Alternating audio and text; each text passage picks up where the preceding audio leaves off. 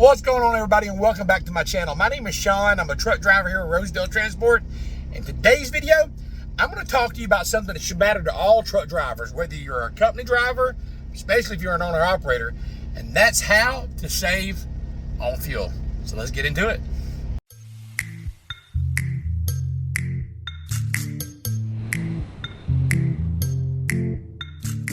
I've got a YouTube channel. Some people have been asking me. Here at the port? Yeah, I see that. It's done down at the other area, but it's. I was just like, what are they doing? So that makes.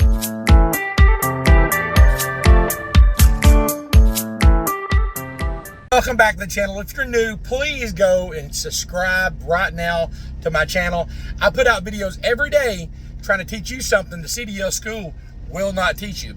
Also, make sure if you get any value from this, you give me a thumbs up button and make sure you share and leave a comment. If you have any ideas that will help or any ideas that you may, videos you want me to do or any comments toward this video, leave it in the comments and let's have a discussion. That's what it's all about. So in today's video, we're talking about miles per gallon and how to save it. Now, if you're an owner operator, you're definitely wanting to save money on fuel because if you have bad fuel mileage, it's going to eat up your profits really, really quick. Now, if you're a company driver, you may be asking me, like, why do I care if I'm a company driver? Because most companies, especially like here at Rosedale Transport, they give you a bonus on your fuel mileage. And I've had drivers ask me, Shawn, how do you have such good fuel mileage, or how do you keep your idle down? So in this video right here, that's what I'm going to try to discuss with you, because if you save the company money, it's going to save you money because you're going to make money back in your pocket. So, and be a better driver, especially in this economy.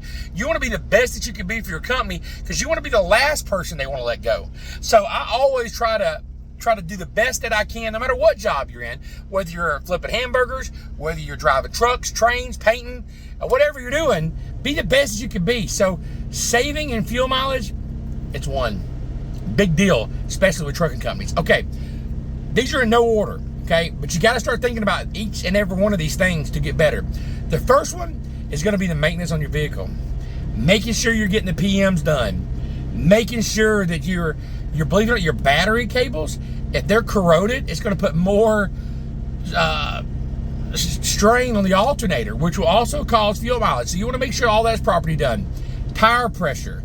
You want to make sure your tire pressure is correct. Just having the tire pressure 1 PSI less than what it should be, you'll lose 0.03 tenths per gallon just for a PSI.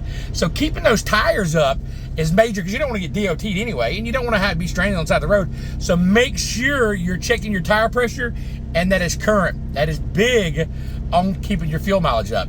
All right, next thing you want to do is the major thing is cruise control. Using cruise control will save you automatically. I'll put it on cruise control when I ride. I've got these internationals. A lot of people don't like them because the way these internationals do, if you get behind somebody, they'll start slowing down if they slow down. So you got to pay attention because you don't want to get a guy in front of you going 50 and all of a sudden now you're going 48.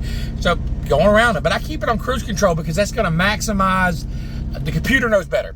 So it's going to maximize my fuel mileage. So drivers, try to use cruise control as much as you can. Now, don't use it in the rain, don't use it in snow, don't use it in windy conditions.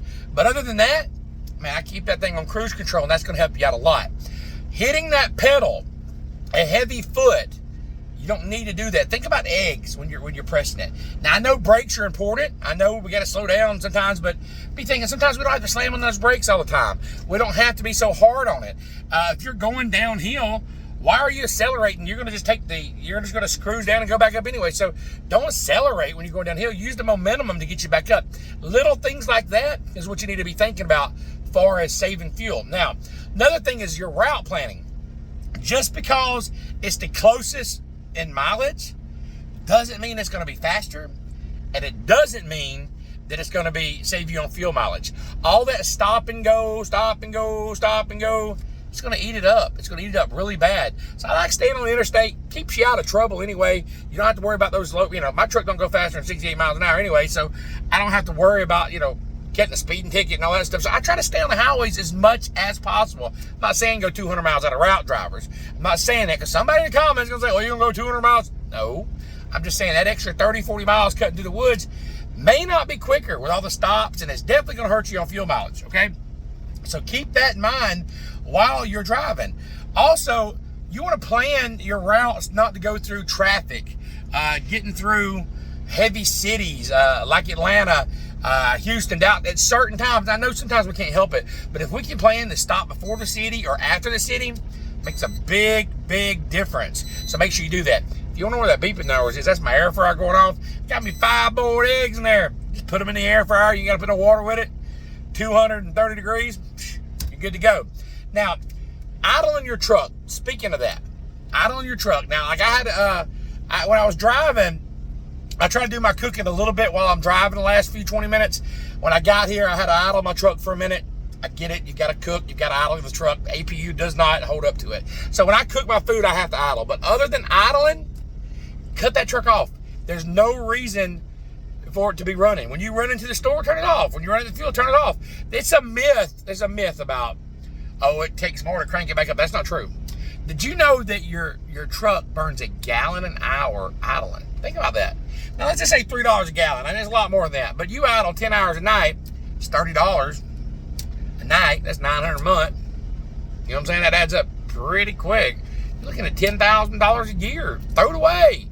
So don't idle if you don't have to. Now, I'm not saying freeze. I ain't saying get hot. Because if it's cold and my APU ain't working, I'm going to idle it. But when you don't have to, you don't have to. You understand what I'm saying?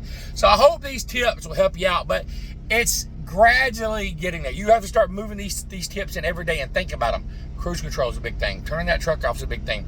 All these things will help out. And remember, guys, with Rosedale, you're getting that fuel bonus. You want to make sure you get it because it adds up. It's a big check. I don't want to throw away the money. I don't like leaving no money left on the table, big dogs. You know what I'm saying? If you got any value from this channel, please hit the like button and let me know in the comments. But also, now I got a Facebook page called Trucking Life with Shawn. Go to the Facebook, sign up to follow my page so you'll never miss out. And also, believe it or not, I got a TikTok too. All right, man. I'll see y'all next time. It's Trucking Life with Shawn, baby. Let's get it.